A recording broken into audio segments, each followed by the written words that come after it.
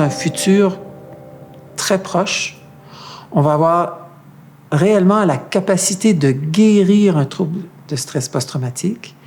Et ça n'a jamais été fait.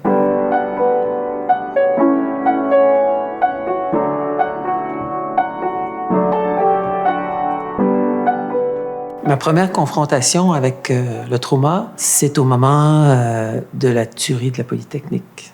On a été très confrontés par cet événement-là. J'ai remarqué à ce moment-là aussi qu'on en savait encore très peu sur la façon d'intervenir. Et j'ai eu envie de m'investir dans ce champ-là.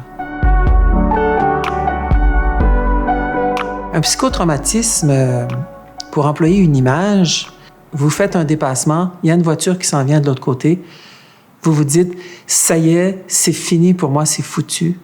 Et X secondes plus tard, vous êtes encore là.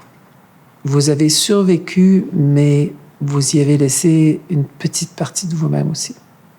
Et cette souffrance-là, elle va vous accompagner toute votre vie.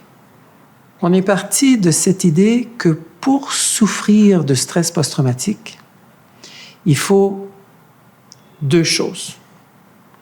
Il faut avoir vécu un événement traumatique, mais aussi, il faut s'en souvenir.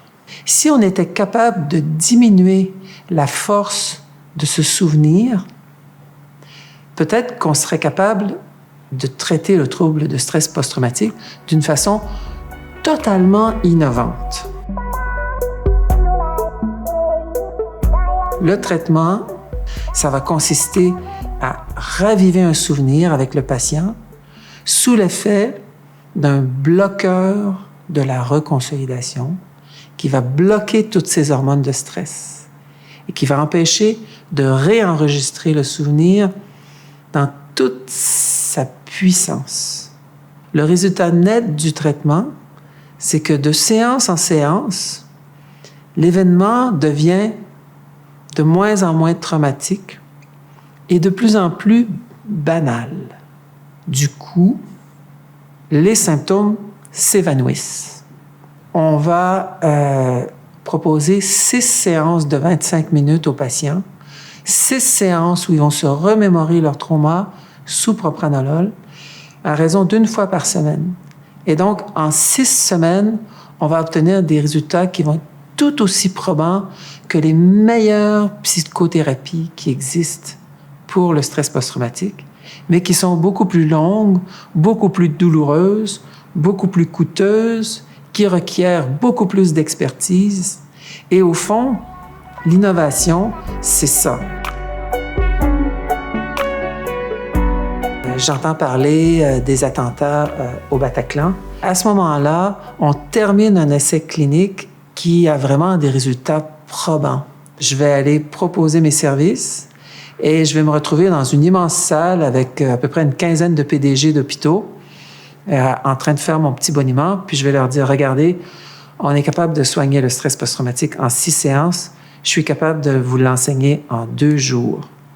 Et donc, on va échafauder un plan ensemble pour faire en sorte d'augmenter la capacité de prise en charge des gens qui souffrent de stress post-traumatique dans la région parisienne.